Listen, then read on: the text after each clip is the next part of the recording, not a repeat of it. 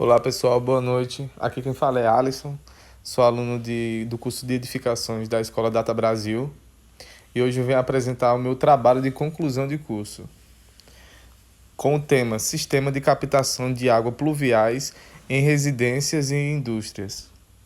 Desde já quero agradecer ao meu orientador, professor Rafael, que me instruiu a fazer esse trabalho. E vamos lá. Importância da água. Podemos afirmar que a água é um recurso natural de grande importância para a sobrevivência e desenvolvimento de todas as espécies do planeta.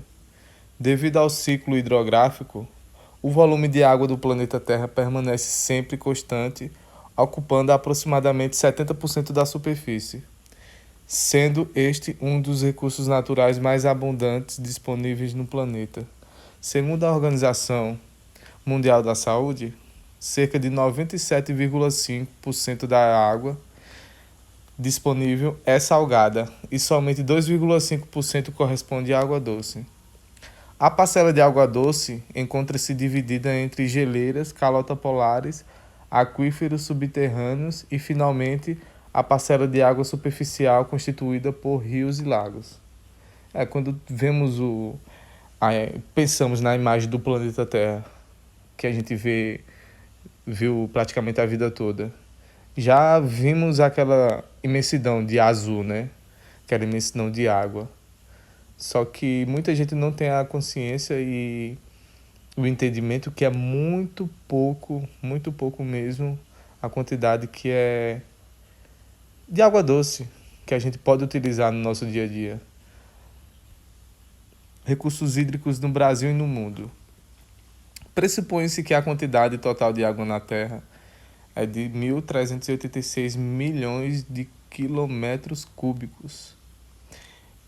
E dessa quantidade, 97,5% é salgada, 2,5% é água doce, 0,27% acessível para o homem e 0,007% do volume disponível para o uso humano. Muito pouco.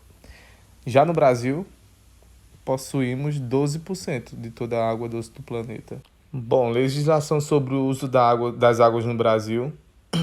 O decreto de número 24.643, de 10 de julho de 1934, intitulado como Código das Águas, que traça diretrizes que permitem ao poder público controlar e incentivar o aproveitamento de água de forma consciente.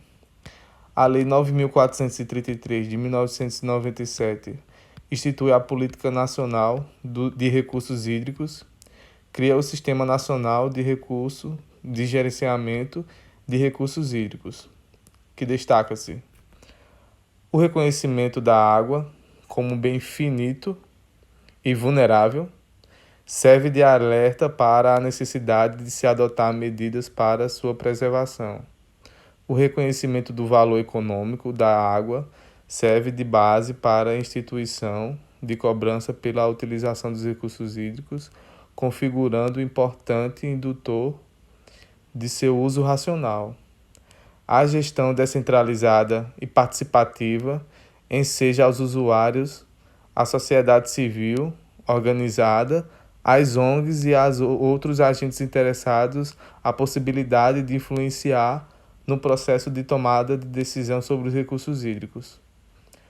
Lei 9.984, do ano de 2000, que dispõe sobre a criação ANA para fazer-se cumprir a Lei 9.433.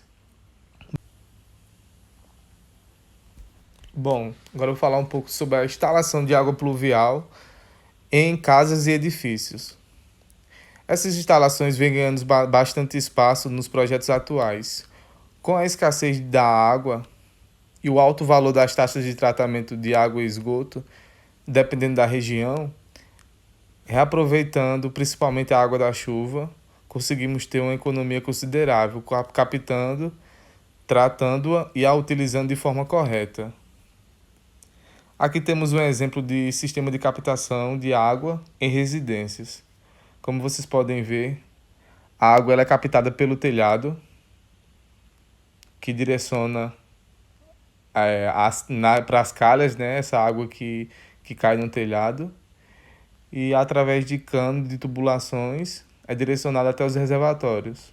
Esses reservatórios inferiores, normalmente, principalmente no Nordeste, na região Norte e Nordeste, que tem esse espaço ao redor da casa, tanto em interiores como em cidades, essas águas são armazenadas em cisternas, né, em caixas d'água, que são tratadas, maioria das vezes, com cloro.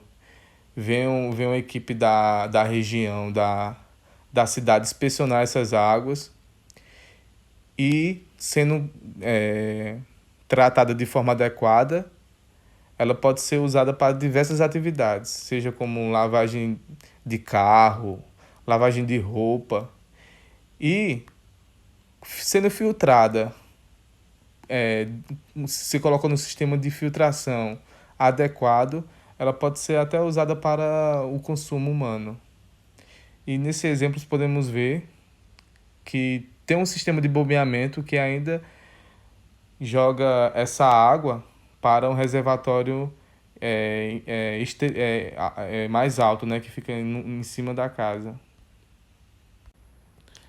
Falando sobre o sistema de bombeamento, a água que é coletada e depositada em cisternas deve ser levada até o topo da edificação, de onde partem os condutores que levam essa água até os pontos desejados. Essa elevação de água é feita por um sistema de bombeamento, que é dimensionado de acordo com a norma de instalação de água fria NBR 5626, de 1998. Para a realização do dimensionamento da instalação elevatória, deve ser adotado um processo especificado pela ABNT NBR 5626. Esta norma possui o procedimento dos cálculos para a instalação do sistema adutor de água. Bom, esse sistema, é como eu disse lá no exemplo das instalações em casas, é bastante utilizado e facilita muito essa distribuição para os pontos desejados. Reuso da água em indústrias. De acordo com várias literaturas, tem-se diversos tipos de sistemas para a coleta de água da chuva. Segundo a Antino 2005, 4 formas construtivas de sistemas de aproveitamento de água da chuva destacam-se: sistemas de fluxo total, sistema com derivação, sistema com volume adicional de retenção e sistema com infiltração no solo.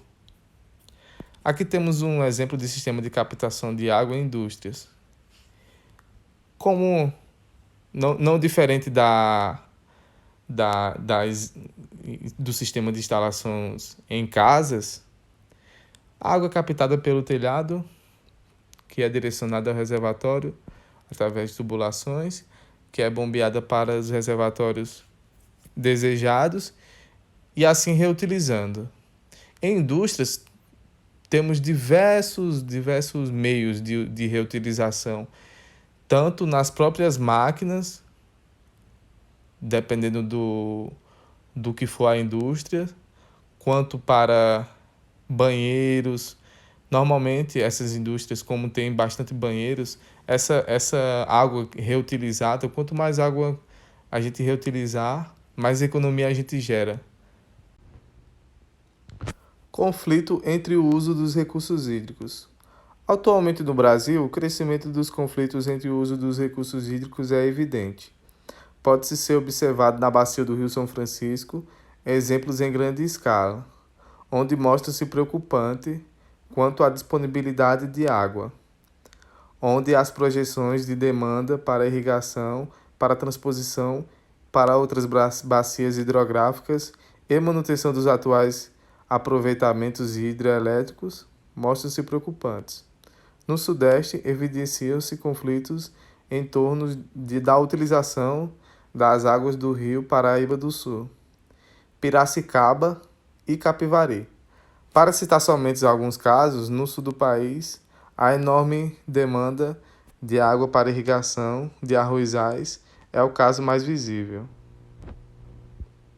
Bom, temos aqui as vantagens da instalação desses sistemas.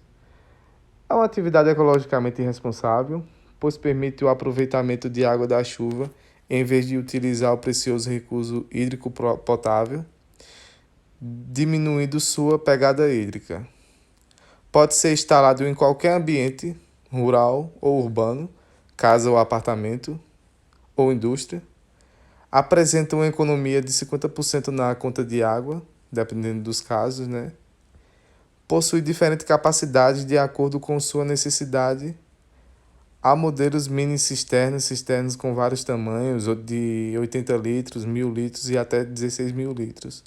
Essas capacidades vai depender também normalmente do terreno, né, do espaço que temos, se seja em casas ou indústrias. Ajuda a conter enchentes e armazenar a parte da água que, caso contrário, irá para rios e lagos e diminuir o volume de água da chuva no esgoto. E ajuda em tempos de crise hídricas, utilizada em até áreas do sertão nordestino como forma de combate à seca. No Nordeste é muito utilizado esses sistemas, muito. Casas, normalmente no sertão, tem esse espaço ao redor da casa para fazer umas cisternas de grande capacidade. E como é tão escasso e tão difícil o acesso à água, eles aproveitam o máximo que eles conseguem essa água. Aproveitam e cuidam. Desvantagens: é necessária disciplina, as calhas devem ser limpas para impedir a contaminação através de fezes de ratos ou animais mortos e mantidas com boas condições. O interior das cisternas também deve ser limpo periodicamente. A instalação, se for ligada na rede de encanamento da casa, precisará de um profissional para arranjar os encanamentos. Lembrando que a água da chuva não pode ser utilizada para consumo, porque não é potável. Porém, em muitos casos, o investimento é devolvido no primeiro ano, se não nos primeiros meses. Algumas cisternas de plásticos podem deformar ou apresentar rachaduras com o tempo. Procure um filtro anti-UV ou UV8, ou construa uma de alvenaria. Caso seja enterrada ou subterrânea, seu custo de instalação será maior. Essas desvantagens são coisas bem naturais, né? Quando a gente vai falar de uma instalação. Toda instalação do que quer que for na sua casa ou residência gera um custo. Só que nesse caso é tão vantajoso você fazer, porque você está economizando, a gente está cuidando do meio ambiente e reaproveitando essa água, que ia para os rios, córregos, se for no interior, ir para o solo, enfim. Uma água seria, entre aspas, perdida. Bom, as considerações finais. Com esse novo sistema, podemos concluir que a contribuição, mesmo que pequena, gerada ao meio ambiente, é válida, mas deve vir acompanhada de incentivos e condições para tornar esse sistema viável ainda mais. E isso só será possível através de mão de obra disponível e especializada, tecnologia oferecida no mercado da construção, em materiais e equipamentos, visando assim o cumprimento de responsabilidade social e ambiental de cada empreendedor. Bom, essas foram as considerações finais. Desde já quero agradecer a todos. Espero que eu tenha passado as informações de forma correta. E essa foi a apresentação do meu TCC. Muito obrigado.